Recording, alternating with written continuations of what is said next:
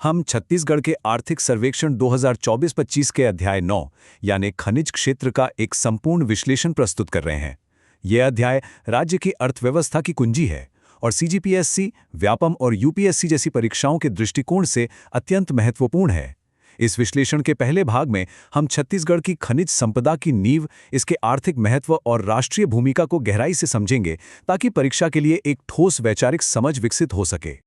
छत्तीसगढ़ की अर्थव्यवस्था को अगर समझना है तो सबसे पहले हमें इसके खनिज क्षेत्र के महत्व को समझना होगा। देखिए, ये कहना बिल्कुल भी अतिशयोक्ति नहीं है कि खनिज क्षेत्र ही वास्तव में राज्य की अर्थव्यवस्था का मेरुदंड है, उसकी रीढ़ की हड्डी। यह न केवल राज्य के राजस्व का एक बहुत बड़ा स्रोत है, बल्कि प्रदेश के औद्योगिक विकास की धुरी भी यही है। आप चाहे इस्पात उद्योग की बात करें, ऊर्जा की, सीमेंट की या फिर एल्यूमिनियम की, ये सभी आधारभूत उद्योग सीधे तौर पर राज्य में उपलब्ध खनिजों पर ही निर्भर हैं। इसलिए इस क्षेत्र का प्रदर्शन सीधे सीधे राज्य के जीएसडीपी, रोजगार और समग्र विकास को प्रभावित करता है। इस विश्लेषण में हम एक तार्किक क्रम का पालन करेंगे। सबसे पहले हम भूवैज्ञानिक संरचना और खनिजों को समझेंगे, फिर जीएसडीपी में इसके योगदान के आंकड़ों को देखेंगे। इसके बाद राष्ट्रीय उत्पादन में छत्तीसगढ़ का क्या स्थान है, फिर खनिजों का जिलेवार वितरण कैसा है और अंत में खनन के पर्यावरणीय और सामाजिक पहलुओं पर भी चर्चा करेंगे। तो चलिए विश्लेषण के पहले खंड की शुरुआत करते हैं, जिसमें हम राज्य की भूवैज्ञानिक संरचना पर ध्यान केंद्रित करेंगे। देखिए, किसी भी जगह की खनिज संपदा इस बात पर निर्भर करती है कि वहां की जमीन के नीचे की चट्टानें कैसी हैं, उनका प्रकार क्या है, उनकी आयु क्या है। छत्तीसगढ़ की धरती तो मानव प्राचीनतम से लेकर नई चट्टानों का एक संग्रहालय है, और यही विविधता इसे इतना ज्यादा खनिज संपन्न बनाती है। अक्सर ये सवाल मन में आता है कि आखिर छत्तीसगढ़ को भारत का खनिज पावर हाउस कहते क्यों हैं? तो इसका जवाब सिर्फ खनिजों की मात्रा में नहीं, बल्कि उनकी क्वालिटी और उनकी वैरायटी दोनों में छिपा है। अब हम आगे उन भूवैज्ञानिक कारणों का विश्लेषण करेंगे जिन्होंने छत्तीसगढ़ को ये खास पहचान दी है, और ये समझेंगे कि कैसे अरबों सालों की भूगर्भिक प्रक्रियाओं ने इस भूमि को इतना समृद्ध बना दिया। ये जो भूवैज्ञानिक नक्शा आप देख रहे हैं, ये अपने आप में छत्तीसगढ़ की खनिज संपदा की पूरी कहानी कहता है। इसमें जो अलग अलग रंग हैं, वो अलग अलग चट्टानी संरचनाओं को दिखाते हैं। सबसे प्रमुख हैं धारवाड़ सुपर ग्रुप की चट्टानें, जो आपको ज्यादातर दक्षिणी हिस्से में दिखेंगी।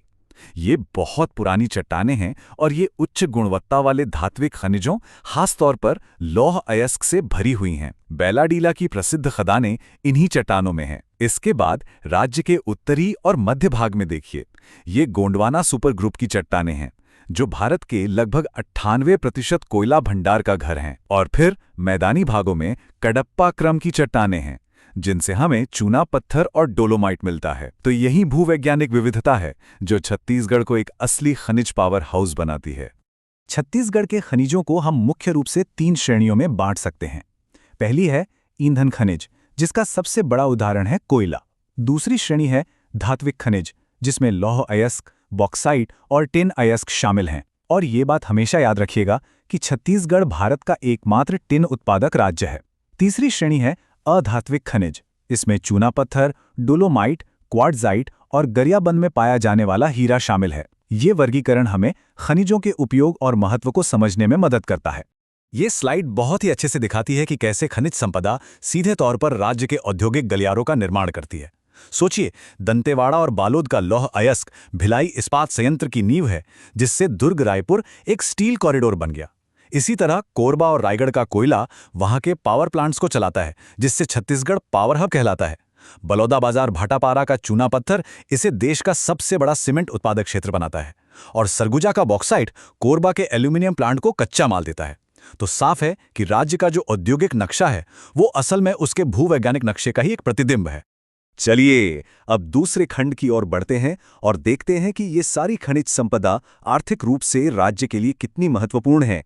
इस खंड में हम राज्य के सकल घरेलू उत्पाद यानी जीएसडीपी में खनिज क्षेत्र के योगदान का विश्लेषण करेंगे। ये आंकड़े प्रीलिम्स और मेंस दोनों के लिए अत्यंत महत्वपूर्ण है। ये आंकड़ा सीधे आर्थिक सर्वेक्षण से लिया गया है और इसे याद रखना जरूरी है।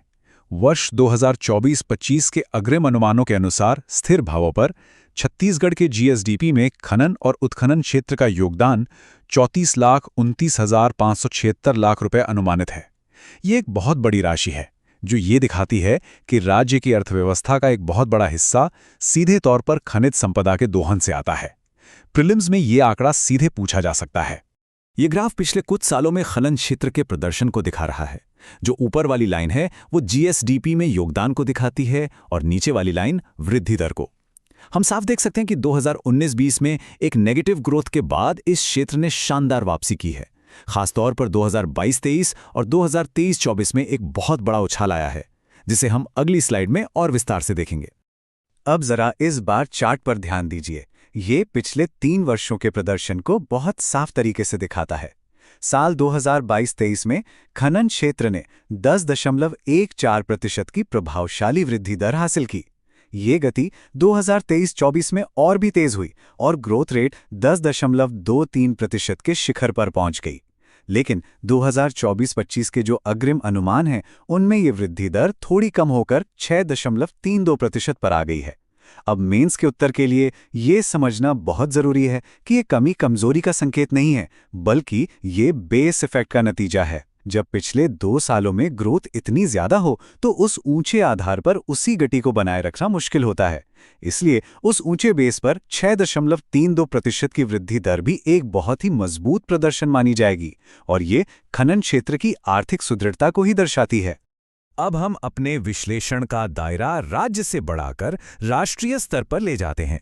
ये खंड इस बात पर केंद्रित है कि भारत के कुल खनिज उत्पादन में छत्तीसगढ़ का क्या स्थान है। ये समझना महत्वपूर्ण है क्योंकि ये राज्य की रणनीतिक भूमिका को और भारत की औद्योगिक एवं ऊर्जा सुरक्षा में इसके योगदान को रेखांकित करता है। सबसे पहले और सबसे महत्वपूर्ण, टिन अयस्क। इस आंकड़े को अच्छी तरह से याद कर लीजिए। भारत के कुल टिन अयस्क उत्पादन का 100% हिस्सा अकेले छत्तीसगढ़ से आता है। यह एक पूर्ण एकाधिकार है, एक मोनोपोली है। इसका मतलब है कि घरेलू टिन की सप्लाई के लिए पूरा देश छत्तीसगढ़ पर निर्भर है। टिन एक रणनीतिक धातु है, इसलिए छत्तीसगढ़ की यह भूमिका भारत के लिए अत्यंत महत्वपूर्ण हो जाती है। अब बात करते हैं कोयले की। आर्थिक सर्वेक्षण 2023-24 के आंकड़ों के अनुसार छत्तीसगढ़ ने भारत के कुल कोयला उत्पादन में 20.73% का योगदान दिया। ये देश के कुल उत्पादन का 5वां हिस्सा है। ये आंकड़ा छत्तीसगढ़ को देश के शीर्ष कोयला उत्पादक राज्यों में से एक बनाता है और इसका सीधा संबंध भारत की ऊर्जा सुरक्षा से है। देश के ज्यादातर थर्मल पावर प्लांट कोयले पर ही निर्भर है और छत्तीसगढ़ इस जरूरी ईंधन की आपूर्ति सुनिश्चित करने में एक प्रमुख भूमिका निभाता है। लौह अयस्क के मामले में देखें तो छत्तीसगढ़ का राष्ट्रीय उत्पादन में 16.64% का योगदान है। यहां सिर्फ मात्रा ही नहीं बल्कि गुणवत्ता भी बहुत महत्वपूर्ण है। बेल्लाडीला की खदानों से निकलने वाला हेमेटाइट लौह अयस्क दुनिया के सबसे बेहतरीन अयस्कों में से एक माना जाता है और यही उच्च गुणवत्ता वाला अयस्क भारत के विशाल इस्पात उद्योग की रीढ़ है। चूना पत्थर, जो सीमेंट उद्योग का मुख्य कच्चा माल है, इसके उत्पादन में छत्तीसगढ़ का राष्ट्रीय हिस्सा 10.94% है। ये भी एक बहुत महत्वपूर्ण योगदान है। जैसे जैसे भारत में इंफ्रास्ट्रक्चर का विकास तेज हो रहा है, सीमेंट की मांग भी लगातार बढ़ रही है और छत्तीसगढ़ इस मांग को पूरा करने में एक प्रमुख आपूर्तिकर्ता के रूप में अपनी भूमिका निभा रहा है। बॉक्साइट, जो एल्यूमिनियम का अयस्क है, इसके उत्पादन में छत्तीसगढ़ का योगदान 4.32% है। हालांकि यह प्रतिशत कोयले या लौह अयस्क की तुलना में कम लग सकता है, लेकिन यह एल्यूमिनियम वैल्यू चेन की शुरुआत के लिए बहुत जरूरी है। राज्य में बॉक्साइट की मौजूदगी ने ही कोरबा में बाल्को जैसे बड़े एल्यूमिनियम प्लांट की स्थापना को संभव बनाया है। इन प्रमुख खनिजों के अलावा भी छत्तीसगढ़ की धरती में और भी कई मूल्यवान खनिज छिपे हैं, जैसे डोलोमाइट, क्वार्ट्जाइट, गरियाबंद जिले में पाया जाने वाला हीरा, सोनाखान क्षेत्र से जुड़ा सोना और एलेक्जेंड्राइट जैसे दुर्लभ रत्न भी यहाँ पाए जाते हैं। ये विविधता राज्य की विशाल खनिज क्षमता को दर्शाती है। चलिए अब अपने चौथे खंड पर चलते हैं, जो प्रतियोगी परीक्षाओं, खास तौर पर प्रीलिम्स के लिए बहुत महत्वपूर्ण है। इस खंड में हम छत्तीसगढ़ के खनिज मानचित्र का विस्तृत अध्ययन करेंगे और देखेंगे कि कौन सा खनिज किस जिले में प्रमुखता से पाया जाता है। ये भौगोलिक विश्लेषण आपको खनिजों और उनके संबंधित क्षेत्रों को याद रखने में मदद करेगा। यह तालिका खनिजों के जिलेवार वितरण को दिखाती है, जो सीधे तौर पर भूवैज्ञानिक संरचना से जुड़ा हुआ है। इसे आसानी से समझने के लिए हम राज्य को कुछ प्रमुख खनिज क्षेत्रों में बांटकर देख सकते हैं। सबसे पहले बात करते हैं दक्षिणी बस्तर संभाग की। ये इलाका धात्विक खनिजों का गढ़ है। दंतेवाड़ा और बस्तर जैसे जिले खास तौर पर उच्च गुणवत्ता वाले लौह अयस्क और टिन के लिए जाने जाते हैं। अब चलते हैं राज्य के उत्तरी भाग में, जिसे हम कोयला पट्टी भी कह सकते हैं। यहाँ कोरबा और रायगढ़ जैसे जिले देश के प्रमुख कोयला उत्पादक जिलों में गिने जाते हैं। इसी उत्तरी क्षेत्र में सरगुजा संभाग बॉक्साइट के विशाल भंडारों के लिए प्रसिद्ध है। विशेष रूप से मैनपाट का पठारी इलाका बॉक्साइट के लिए जाना जाता है। और अब बात करते हैं मध्य मैदानी क्षेत्र की। यहाँ बलौदाबाजार भाटापारा जिला चूना पत्थर के कारण देश का सीमेंट हब कहलाता है, तो वहीं गरियाबंद जिला हीरे के लिए प्रसिद्ध है। बालोद और दुर्ग में भी लौह अयस्क के भंडार हैं। खनिजों का यही वितरण राज्य में औद्योगिक क्लस्टर्स को जन्म देता है, जैसे भिलाई का स्टील प्लांट लौह अयस्क के पास है और कोरबा के पावर प्लांट कोयला खदानों के पास स्थित हैं, ताकि परिवहन लागत को कम किया जा सके और उत्पादन को प्रभावी बनाया जा सके। अब हम एक ऐसे खंड में प्रवेश कर रहे हैं जो अवधारणात्मक समझ और विशेष रूप से मेंस परीक्षा के उत्तर लेखन के लिए बहुत महत्वपूर्ण है। अब तक हमने खनन के आर्थिक और भौगोलिक पहलुओं को देखा, लेकिन सिक्के का एक दूसरा पहलू भी है। इस खंड में हम खनन गतिविधियों के पर्यावरणीय और सामाजिक प्रभावों का विश्लेषण करेंगे। खनन और खासकर ओपन कास्ट माइनिंग पर्यावरण पर कई नकारात्मक प्रभाव डालता है। पहला है भूमि क्षरण, मतलब जमीन का खराब होना। खनन के लिए जमीन की ऊपरी उपजाऊ परत को हटा दिया जाता है, जिससे वो बंजर हो जाती है। दूसरा है वन भूमि का विचलन। छत्तीसगढ़ के ज्यादातर खनिज समृद्ध क्षेत्र घने जंगलों के नीचे हैं। खनन के लिए इन जंगलों को काटना पड़ता है। तीसरा, जल और वायु प्रदूषण। खनन से उड़ने वाली धूल हवा को प्रदूषित करती है, जबकि खदानों से निकलने वाला पानी नदियों और भूजल को दूषित कर सकता है। और इन सब का मिलाजुला असर जैव विविधता के ह्रास के रूप में सामने आता है, क्योंकि जंगल कटने से वन्य जीवों का घर छिन जाता है। खनन के सामाजिक प्रभाव भी उतने ही गंभीर हैं और इसका सबसे ज्यादा असर आदिवासी समुदायों पर पड़ता है, जो सदियों से इन क्षेत्रों में रहते आए हैं। सबसे बड़ा प्रभाव है जनजातीय विस्थापन। जब किसी इलाके में कोई बड़ी खदान शुरू होती है तो वहां रहने वाले लोगों को अपनी जमीन छोड़नी पड़ती है। इससे उनकी आजीविका का संकट पैदा होता है, क्योंकि वो जंगल पर ही निर्भर होते हैं। सरकारें पुनर्वास और पुनर्स्थापन की नीतियां बनाती तो हैं, लेकिन उनका जमीनी कार्यान्वयन एक बड़ी चुनौती होती है और अंततः यह उनके पूरे सामाजिक सांस्कृतिक ताने बाने को प्रभावित करता है। इन्हीं चुनौतियों को देखते हुए सतत खनन यानी सस्टेनेबल माइनिंग की अवधारणा बहुत महत्वपूर्ण हो जाती है। सतत खनन का मतलब है संसाधनों का इस्तेमाल इस तरह से करना कि हम अपनी जरूरतें भी पूरी कर लें और आने वाली पीढ़ियों के लिए भी संसाधनों को बचाकर रखें। यह एक संतुलन बनाने की प्रक्रिया है, आर्थिक विकास, पर्यावरण की सुरक्षा और सामाजिक न्याय के बीच। इस स्लाइड में हम पारंपरिक और हरित खनन के बीच का अंतर समझ सकते हैं। पारंपरिक खनन का मुख्य फोकस सिर्फ ज्यादा से ज्यादा उत्पादन और मुनाफा कमाना होता है, लेकिन इसके विपरीत हरित खनन या ग्रीन माइनिंग एक आधुनिक सोच है। इसमें पर्यावरण संरक्षण को खनन प्रक्रिया का ही एक हिस्सा माना जाता है। इसमें प्रदूषण कम करने की तकनीकें अपनाना, खनन के बाद उस भूमि का उद्धार करना, मतलब उसे वापस जंगल या खेती लायक बनाना, और खदान को जिम्मेदारी से बंद करना शामिल है। तो हम इस विश्लेषण के पहले भाग के समापन पर पहुंच गए हैं। अब तक हमने जो कुछ भी सीखा है उसे संक्षिप्त में दोहराने और अगले भाग के लिए मंच तैयार करने का समय आ गया है। आइए भाग 1 के मुख्य निष्कर्षों को एक बार फिर से देख लेते हैं। पहली बात, छत्तीसगढ़ की अपार खनिज संपदा इसकी विविध भूवैज्ञानिक संरचना का परिणाम है। दूसरी, खनिज क्षेत्र जीएसडीपी का एक प्रमुख चालक है, जिसका योगदान लगभग 34,296 करोड़ रुपए है। तीसरी, राज्य टिन में 100%, कोयले में लगभग 21% और लौह अयस्क में लगभग 17% हिस्सेदारी के साथ राष्ट्रीय स्तर पर एक महत्वपूर्ण खिलाड़ी है।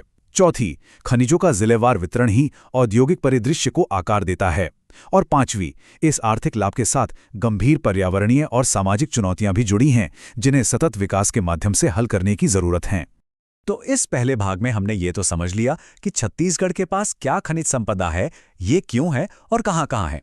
लेकिन अब असली सवाल उठते हैं कि इस विशाल संपदा का प्रबंधन कैसे होता है, राज्य सरकार को इससे राजस्व कैसे मिलता है, इसे नियंत्रित करने वाली नीतियों और कानून क्या हैं, डीएमएफ और सीएमडीसी जैसी संस्थाओं की क्या भूमिका है, और सबसे महत्वपूर्ण, खनन का भविष्य क्या है।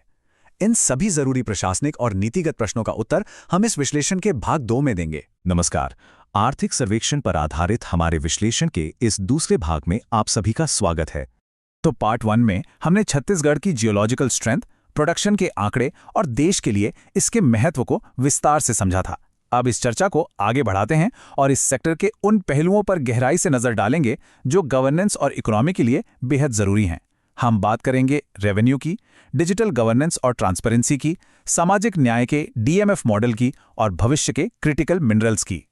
तो आज की हमारे चर्चा का रोड मैप कुछ इस तरह रहेगा। सबसे पहले हम मिनरल रेवेन्यू के आर्किटेक्चर को समझेंगे, फिर हम देखेंगे कि डिजिटल गवर्नेंस और पारदर्शिता के लिए क्या सिस्टम बनाया गया है। इसके बाद डीएमएफ के सोशल जस्टिस मॉडल का विश्लेषण करेंगे, सीएमडीसी की भूमिका को परखेंगे और फिर भविष्य के क्रिटिकल मिनरल्स पर बात करेंगे और अंत में एक निष्कर्ष के साथ देखेंगे कि परीक्षा के लिहाज से क्या महत्वपूर्ण है। तो चलिए सबसे पहले बात करते हैं उस नींव की जिस पर छत्तीसगढ़ की अर्थव्यवस्था का एक बहुत बड़ा हिस्सा टिका हुआ है, यानी मिनरल रेवेन्यू। देखिए, किसी भी राज्य के लिए ये एक अहम स्तंभ है, लेकिन छत्तीसगढ़ के मामले में तो ये सचमुच उसकी आर्थिक जीवन रेखा है। जरा इस आंकड़े पर गौर कीजिए, 12,795.35 करोड़ रुपए, ये 2023-24 का कुल खनिज राजस्व है। ये सिर्फ एक नंबर नहीं है, ये आंकड़ा अपने आप में पूरी कहानी कहता है। ये बताता है कि राज्य का खजाना कितना बड़ा है और उससे भी ज्यादा ये कि राज्य की जो भी विकास योजनाएं हैं, जो भी नीतियां हैं, वो किस हद तक इस पैसे पर, इस रेवेन्यू पर निर्भर करती हैं। तो सवाल ये उठता है कि ये जो इतना बड़ा रेवेन्यू है, ये आ कहां से रहा है? चलिए इसका ब्रेकडाउन देखते हैं। आप साफ साफ देख सकते हैं कि सबसे बड़ा चंक, मतलब लगभग 6,757 करोड़ रुपए, वो आ रहा है मेजर मिनरल्स की रॉयल्टी से। इसके ठीक बाद है एडिशनल लेवी, जिससे करीब 3,778 करोड़ आते हैं, और फिर है कोयले की नीलामी से मिलने वाले 1,838 करोड़। तो ये जो पूरी संरचना है, ये साफ दिखाती है कि राज्य की जो फिस्कल स्टेबिलिटी है, वो कोयला और आयरन ओर जैसे मेजर मिनरल्स पर कितनी ज्यादा टिकी हुई है। और ये जो ग्रोथ है, ये कोई मामूली ग्रोथ नहीं है। इस ग्राफ को देखिए जरा, ये पिछले एक दशक की कहानी बयान करता है। 2015-16 में हम कहां थे? करीब 3,709 करोड़ पर, और आज 12,000 करोड़ के भी पार। ये एक तरह का एक्सपोनेंशियल जंप है। और ये क्या दिखाता है? ये दिखाता है कि राज्य की जो फिस्कल डिपेंडेंसी है माइनिंग सेक्टर पे, वो लगातार बढ़ी है। मतलब साफ है, स्टेट बजट का एक बहुत बड़ा हिस्सा सीधा सीधा खनिजों से आने वाली कमाई पर निर्भर है। अब इसके अपने फायदे भी हैं और जाहिर है अपनी चुनौतियां भी। अच्छा, जो हमने अभी अभी समझा है, चलिए उसे एक सवाल के जरिए परखते हैं। मान लीजिए प्रीलिम्स में ऐसा कोई सवाल आता है कि आर्थिक सर्वेक्षण के हिसाब से रेवेन्यू सोर्सेज को घटते हुए क्रम में, यानी डिसेंडिंग ऑर्डर में लगाइए, तो हमने क्या देखा था? सबसे ऊपर नंबर 1 पर है मेजर मिनरल से रॉयल्टी, उसके बाद एडिशनल लेवी, और फिर आता है कोल ऑक्शन। याद रखिए, इस तरह के सवाल सीधे सीधे इकोनॉमिक सर्वे के डेटा से उठाए जाते हैं। तो इतना पैसा तो आ रहा है, लेकिन अब सबसे बड़ा सवाल यह है कि इस विशाल रेवेन्यू को मैनेज कैसे किया जाता है। यहीं पर एंट्री होती है डिजिटल गवर्नेंस की। चलिए अब इस सिस्टम को समझते हैं, क्योंकि देखिए, सिर्फ रेवेन्यू कमा लेना काफी नहीं होता, उससे भी ज्यादा जरूरी है कि उसे पूरी पारदर्शिता और एफिशिएंसी के साथ मैनेज किया जाए। ये जो आप अपनी स्क्रीन पर तुलना देख रहे हैं, ये एक पैराडाइम शिफ्ट को दिखाता है, मतलब एक बड़ा बुनियादी बदलाव। 2015 से पहले क्या था? एक मैनुअल सिस्टम, सब कुछ कागजों पर, परमिट भी कागज पर, जिससे लीकेज और हेरफेर की पूरी गुंजाइश थी। और आज क्या है? खनिज ऑनलाइन 2.0, एक पूरी तरह से टेक्नोलॉजी पर आधारित सिस्टम जिसने भ्रष्टाचार की जड़ों पर प्रहार किया है। अब सब कुछ डिजिटल है, हर एक ट्रांजैक्शन का डिजिटल फुटप्रिंट है और इंसानी दखलंदाजी को कम से कम कर दिया गया है। तो ये जो खनिज ऑनलाइन 2.0 सिस्टम है, ये काम कैसे करता है? इसके 5 मेन पिलर्स हैं जो मिलकर एक end to end digital ecosystem बनाते हैं। देखिए, प्रोसेस शुरू होता है पारदर्शी ई ऑक्शन से। स्टेप 2, जैसे ही मिनरल निकलता है, उसके ट्रांसपोर्ट के लिए paperless digital e transit pass generate होता है। स्टेप 3, हर ट्रक का वजन ऑटोमेटिकली वेवरेज पर रिकॉर्ड होता है और डेटा रियल टाइम में सर्वर पर चला जाता है। स्टेप 4, फिर वीटीपीएस यानी जीपीएस के जरिए हर एक गाड़ी की लाइव ट्रैकिंग होती है। और इन सब पर नजर रखने के लिए स्टेप 5 एक इंटीग्रेटेड कमांड सेंटर है। तो ये एक तरह से एक फुल प्रूफ सिस्टम बनाने की कोशिश है। अच्छा, जब गवर्नेंस इतना मजबूत और पारदर्शी हो जाता है, तो उसका सीधा फायदा एक बहुत बड़े पॉलिसी ऑब्जेक्टिव को पूरा करने में मिलता है, और वो ऑब्जेक्टिव है सोशल जस्टिस, सामाजिक न्याय। और इसका सबसे बड़ा जरिया है डिस्ट्रिक्ट मिनरल फाउंडेशन, जिसे हम डीएमएफ कहते हैं। क्योंकि देखिए, गवर्नेंस में ट्रांसपेरेंसी का असली मकसद यही तो है कि जो भी संसाधन है, उनका फायदा समाज के आखिरी पायदान पर खड़े व्यक्ति तक पहुंचे। सबसे पहले तो ये समझना जरूरी है कि डीएमएफ है क्या। इसका एक मजबूत कानूनी आधार है। ये कोई चैरिटी या डोनेशन नहीं है, बल्कि ये खनन से प्रभावित लोगों का अधिकार है, जो उन्हें एमएमडीआर एक्ट के तहत मिला है। होता क्या है कि जो भी माइनिंग कंपनीज हैं, उन्हें अपनी रॉयल्टी का एक तय हिस्सा 10 से 30% इस फंड में जमा करना होता है, और ये पैसा फिर उसी जिले के विकास पर, वहीं के लोगों के भले के लिए खर्च किया जाता है। और जरा इसके इम्पैक्ट का स्केल देखिए, 93,000 से ज्यादा प्रोजेक्ट्स। ये कोई छोटा मोटा आंकड़ा नहीं है। इन प्रोजेक्ट्स को फंड करने के लिए करीब 14,000 करोड़ रुपए इकट्ठा हुए। तो ये सिर्फ कागजों पर एक अच्छा आइडिया नहीं है, बल्कि जमीन पर वाकई में बड़े पैमाने पर काम हो रहा है। और इन सारे प्रोजेक्ट्स का एक ही मकसद है, जो भी माइनिंग अफेक्टेड इलाके हैं, वहां लोगों की जिंदगी को बेहतर बनाना। चलिए कुछ असली उदाहरण देखते हैं कि ये पैसा जा कहां रहा है और कैसे ये पॉलिसीज जमीन पर उतर रही हैं। जैसे बलौदा बाजार में कुपोषित बच्चों के लिए न्यूट्रिशन मैनेजमेंट पर काम हो रहा है। सुकमा में गर्भवती महिलाओं को गर्म भोजन दिया जा रहा है। जांजगीर चांपा में स्कूलों को अपग्रेड किया जा रहा है। तो कोरिया के डिस्ट्रिक्ट हॉस्पिटल में एक डायलिसिस यूनिट लगाई गई है। यही तो डीएमएफ मॉडल की असली कामयाबी है। ये सीधे सीधे ह्यूमन डेवलपमेंट के इंडिकेटर्स को टारगेट कर रहा है। स्वास्थ्य, शिक्षा, पोषण, ये समावेशी विकास का एक बेहतरीन मॉडल है। अब जो लोग मेंस की तैयारी कर रहे हैं, उनके लिए ये एक क्लासिक सवाल बन सकता है, जीएस पेपर 2 में या एथिक्स में भी। सवाल कुछ ऐसा हो सकता है कि विश्लेषण करें कि ये कैसे district mineral foundation resource wealth को इंक्लूसिव डेवलपमेंट में बदलने का एक मॉडल है। तो इसका जवाब लिखते समय आपको क्या करना होगा? सबसे पहले डीएमएफ का लीगल बेस बताइए, फिर उसके फाइनेंशियल स्केल के बारे में लिखिए, और फिर इन उदाहरणों के साथ ये साबित कीजिए कि कैसे ये रिसोर्स कर्स की थ्योरी को चैलेंज करता है। चलिए अब तस्वीर का दूसरा पहलू देखते हैं। एक तरफ तो प्राइवेट कंपनियां माइनिंग कर रही हैं, लेकिन दूसरी तरफ राज्य खुद भी इस खेल में बड़ा प्लेयर है अपनी एजेंसी के जरिए। और वो एजेंसी है छत्तीसगढ़ मिनरल डेवलपमेंट कॉर्पोरेशन, यानी सीएमडीसी। तो अब हम इसकी भूमिका को समझेंगे। और सीएमडीसी की बात करें तो बेलाडीला डिपॉजिट 13 का विवाद समझना बहुत जरूरी है। ये एक बहुत ही कॉम्प्लेक्स केस स्टडी है। इसमें दो पक्ष आमने सामने हैं। एक तरफ है राज्य का उद्देश्य, जो देश के लिए संसाधन निकालना चाहता है, रेवेन्यू कमाना चाहता है, और दूसरी तरफ है स्थानीय चिंताएं। वहां के आदिवासी समुदाय उस पहाड़ को अपना देवता मानते हैं, उनकी सांस्कृतिक आस्था जुड़ी है, पर्यावरण की चिंता है। तो ये डेवलपमेंट वर्सेस कंजर्वेशन, यानी विकास बनाम संरक्षण के एक क्लासिक डिबेट है। लेकिन सीएमडीसी सिर्फ आयरन ओर तक ही सीमित नहीं है। इसका पोर्टफोलियो काफी डाइवर्स है। आप देखिए, कोयले के लिए जॉइंट वेंचर है, सरगुजा में बॉक्साइट की माइनिंग हो रही है, और बस्तर में टिन के लिए तो एक बहुत ही अनोखा मॉडल है, जहां आदिवासी सहकारी समितियों के जरिए काम होता है ताकि फायदा सीधा कम्युनिटी को मिले। इसके अलावा कोरंडम, कॉपर, डोलोमाइट जैसे नए प्रोजेक्ट्स पर भी काम चल रहा है। तो अब तक हमने वर्तमान की बात की। चलिए अब थोड़ा भविष्य की ओर देखते हैं। आज की दुनिया सिर्फ कोयले और लोहे पर नहीं चल रही। अब बात हो रही है स्ट्रेटेजिक और क्रिटिकल मिनरल्स की। सेमीकंडक्टर्स, बैटरीज, ग्रीन एनर्जी, इन सब के लिए जो खनिज चाहिए, उनकी खोज में छत्तीसगढ़ की क्या भूमिका हो सकती है, अब हम वो समझेंगे। ये जो आप जियोलॉजिकल मैप देख रहे हैं, ये असल में छत्तीसगढ़ का भविष्य का नक्शा है। नए खनिजों को खोजने के लिए जोर शोर से एक्सप्लोरेशन का काम चल रहा है। सिर्फ पिछले साल 2023-24 में 1481 स्क्वायर किलोमीटर एरिया में जियोलॉजिकल सर्वे किया गया, और ये मैप यही बताता है कि यहाँ की जो चट्टानी बनावट है, उसमें भविष्य के इन क्रिटिकल मिनरल्स के मिलने की बहुत ज्यादा संभावना है। और इस खोज में कुछ बहुत ही दिलचस्प चीजें सामने आई हैं, जैसे कि लिथियम बस्तर और कांकेर के जिलों में इसके भंडार मिले हैं। और आप जानते हैं कि लिथियम का आज क्या महत्व है? इसे व्हाइट गोल्ड कहते हैं। ये भारत की ग्रीन एनर्जी और इलेक्ट्रिक व्हीकल की महत्वाकांक्षाओं के लिए बेहद महत्वपूर्ण है। तो छत्तीसगढ़ में लिथियम का मिलना राज्य को भारत की एनर्जी सिक्योरिटी की कहानी में एक बहुत बड़ा प्लेयर बना देता है। इसके अलावा सोना, यूरेनियम और रेयर अर्थ एलिमेंट्स की भी संभावनाएं तलाशी जा रही हैं। तो अब हम अपनी चर्चा के अंतिम पड़ाव पर हैं। अभी तक हमने जितने भी अलग अलग पहलुओं पर बात की, चाहे वो रेवेन्यू हो, गवर्नेंस हो, सोशल जस्टिस हो, या फिर भविष्य के मिनरल्स की खोज, अब जरूरी है कि हम इन सब को जोड़कर एक बड़ी तस्वीर देखें, क्योंकि ये सब अलग अलग टुकड़े नहीं हैं, बल्कि एक ही सिस्टम का हिस्सा हैं। तो इस पूरी चर्चा का सार क्या है? पहली बात, मिनरल सेक्टर छत्तीसगढ़ की इकोनॉमी का ग्रोथ इंजन है। दूसरी बात, इस इंजन को सही से चलाने के लिए एक मजबूत डिजिटल गवर्नेंस का फ्रेमवर्क बेहद जरूरी है।